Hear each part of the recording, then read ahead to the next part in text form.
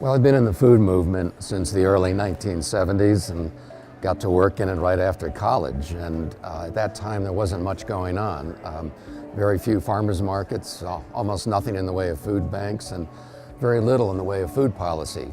Today, we have 8,500 farmers markets, over 200 food banks, and 61,000 emergency feeding sites. And when it comes to policy, we have 250 food policy councils and across the country, and we have dozens of federal food programs spending well over $100 billion a year. You know, what's perplexing about the food movement is, in spite of all of this growth and all this new activity, we still have very high rates of food insecurity and hunger in this country. We have skyrocketing rates of obesity. They're 50% higher now than they were 20 years ago.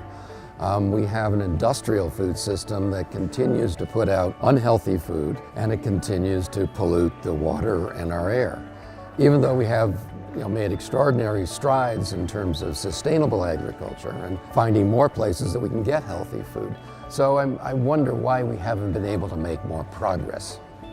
What I think has gone wrong, why we haven't been able to successfully reduce hunger and obesity and make more of a dent in the industrial food system, is that two things. One is that we haven't addressed the root causes. And this is especially problematic when it comes to hunger and obesity.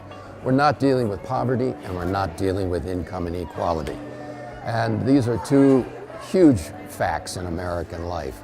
But above and beyond that, I think the thing that continues to plague us is our inability to collaborate. So many people are involved in the food movement who are so earnest, they care so much, and they do such good work, but they don't work together. The good news is that there are places that are getting it right, and we're beginning to learn how to collaborate. Examples are food policy councils. As I said, there's over 250 in this country at the local and state levels.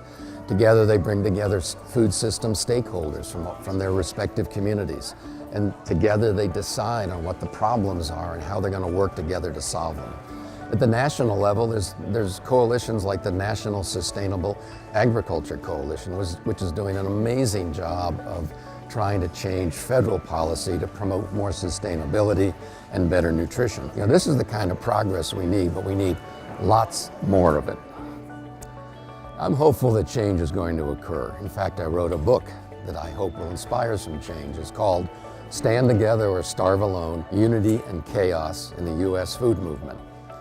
And it describes the problem and it describes the solutions. I would say at this point, given the kind of progress we're making and the awareness that people have about the need to work together and to collaborate more effectively, that they will indeed stand together, because most assuredly, none of us want to starve alone.